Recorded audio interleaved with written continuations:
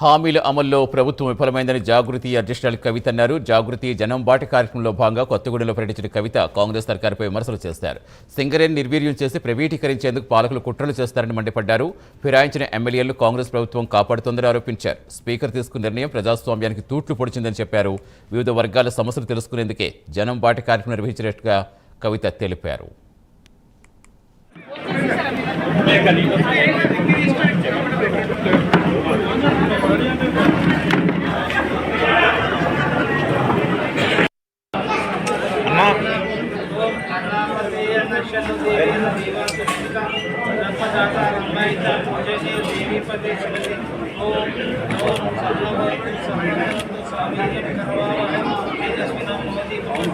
Private వాళ్ళకి ఇస్తున్నటువంటి పరిస్థితిని గమనిస్తున్నాం.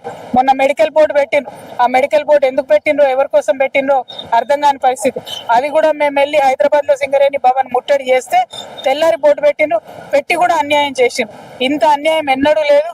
తెలంగాణ వచ్చిన తర్వాత బొగ్గుబాయి బిడ్డల బతుకులు బాగుపడాలని చెప్పి డిపెండెంట్ ఉద్యోగాలు తెచ్చుకున్నాం. నేను దగ్గరుండి వేలాది మంది పిల్లలకు ఉద్యోగాలు ఇప్పించుకోగలిగిన. కానీ ఇప్పుడు చేస్తున్న అన్యాయం కరెక్ట్ కాదు. ఖచ్చితంగా సింగరేణి కార్మికులకు ఏవైతే లోటుపాట్లు ఉన్నాయో, హాస్పిటల్ వ్యవస్థ కావచ్చు, స్కూల్ వ్యవస్థ కావచ్చు, డిపెండెంట్ ఉద్యోగాలు కావచ్చు, ఇవి ఖచ్చితంగా పునరుద్ధరించాలి, మంచిగా చేయాలి. వాటి కోసం మేము ఫైట్ చేస్తాం. Thank you. జై తెలంగాణ.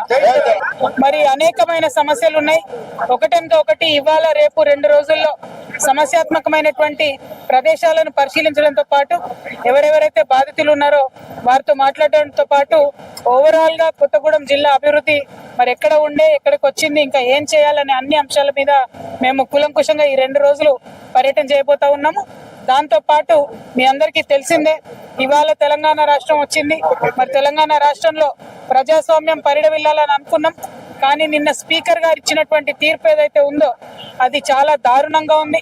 ప్రతి ఒక్కరికి తెలుసు ఆ ఎమ్మెల్యేలు మరి బీఆర్ఎస్ పార్టీని విడిచిపెట్టి కాంగ్రెస్ పార్టీకి వెళ్లారని. అయినా సరే స్పీకర్ గారు ఎటువంటి ఆధారాలు లేవని చెప్పడం అంటే